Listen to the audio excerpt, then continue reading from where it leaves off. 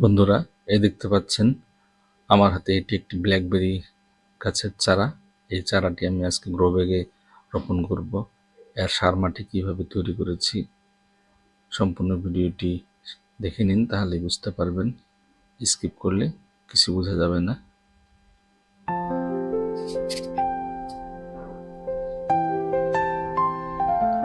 বন্ধুরা, সবাইকে স্বাগতম জানাই মুশফিক অর্গানিক গার্ডেনে। দেখতে পাচ্ছেন আমি 2 কড়া এঁটেল মাটি নিয়ে নিলাম। আমি সার মাটি তৈরি করব। তারপর 2 কড়াই নিয়ে নিচ্ছি বালি। এভাবে আপনারাও এঁটেল মাটিকে দোআঁশ মাটিতে পরিবর্তন করুন বালি মিশিয়ে। তারপর নিয়ে নিচ্ছি সিটি কম্পোস্ট সার। সিটি কম্পোস্টের পরিবর্তে আপনারা গোবর সার, কেঁচো সার, ভার্মি কম্পোস্ট যে কোনো একটি নিতে পারেন।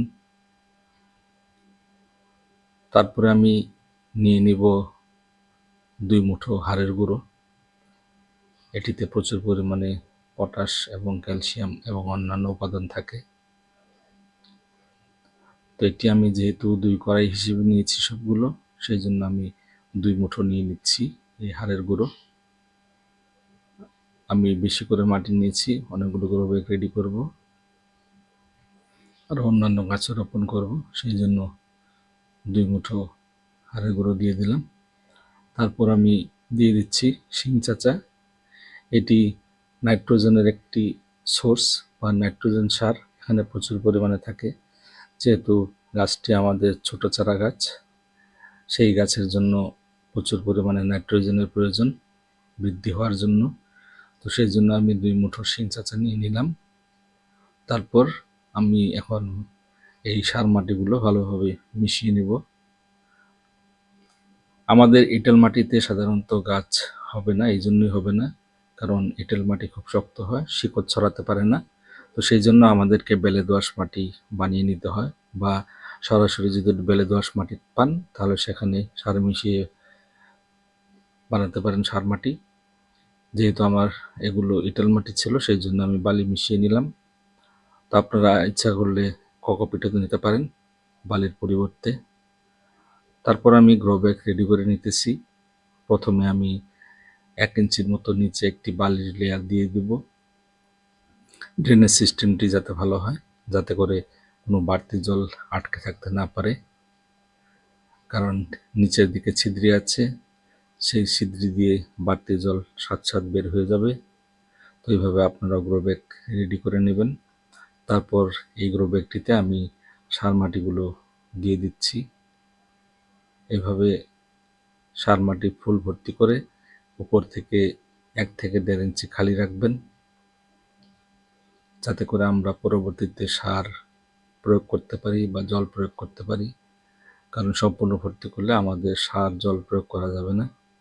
তো সেই জন্য আমি উপর থেকে 1 থেকে 1.5 ইঞ্চি খালি রাখবো। তো এইভাবে আপনারাও টব হোক বা গ্রো ব্যাগ হোক, আপনারা এইভাবে রেডি করতে পারেন। এভাবে রেডি করে তারপর গাছের চারা রোপণ করবেন। তো আমার গ্রো ব্যাগ রেডি হয়ে গেল। এখন আমি এই দেখতে পাচ্ছেন আমার হাতে, এটি ব্ল্যাকবেরির চারা। তো ব্ল্যাকবেরি চারাটি আজকে আমি প্রথমে প্লাস্টিক থেকে খুলে নিচ্ছি। যে প্লাস্টিকে ব্ল্যাকবেরিটি আছে নার্সারি থেকে নিয়ে এসেছি এভাবে। তো প্রথমে আমি এর উপর থেকে কিছু মাটি সরিয়ে ফেলব, কিছু শিকড় বের করে দেব, যাতে করে খুব দ্রুত গতিতে শিকড়গুলো নিউট্রিয়েন্টস টানতে পারে। তো সেই জন্য উপর থেকে কিছু মাটি সরিয়ে দিতেছি। এভাবে চারা রোপণ করার আগে আপনারাও নার্সারি থেকে চারা নিয়ে এসে মাটি কিছু সরিয়ে দিবেন, শিকড়গুলো একটু বের করে দিবেন, আবার দেখবেন যাতে শিকড়গুলো ছিঁড়ে না যায়। তারপর আমি গ্রো ব্যাগের ঠিক মাঝখানে একটি হাতের দ্বারা গর্ত করে নিচ্ছি, দেখতে পাচ্ছেন। এইভাবে আপনারা গর্ত করে নেবেন। তারপর এখন আমি আমার এই ব্ল্যাকবেরির চারাটি বসিয়ে দিচ্ছি। তারপর চারপাশ থেকে মাটিগুলো নিয়ে ব্ল্যাকবেরির গাছটি ঢেকে দিব। এই ঢাকা হয়ে গেল আমার ঢাকা। এভাবে আপনারাও চারা রোপণ করবেন। তারপর আমি এখন দিয়ে দিব কিছু humic acid plus fulvic acid 98, প্রায় 2 চামচের মতো। হাতের মধ্যে আইডিয়া করে নিয়ে আমি 2 চামচের মতো দিয়ে দিচ্ছি। ছোট চামচ 2 চামচ, বড় চামচ না।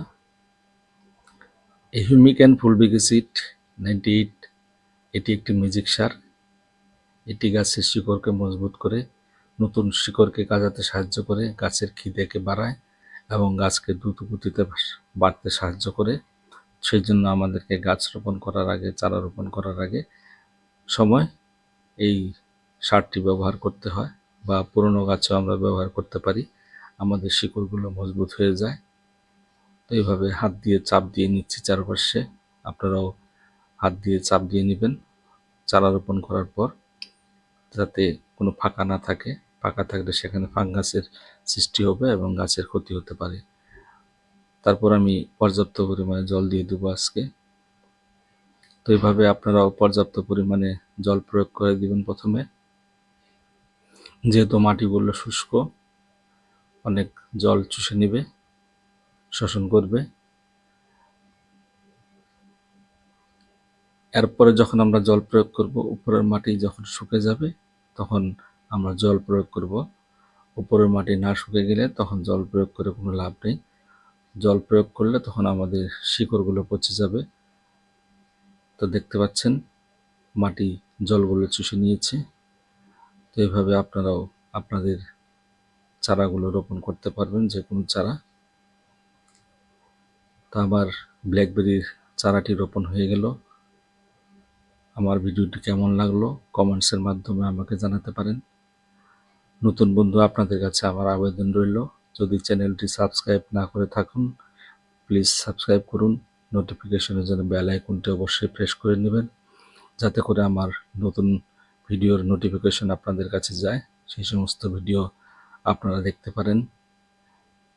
গাছ লাগানো, চারা লাগানো, যে কোনো পরিচর্যা।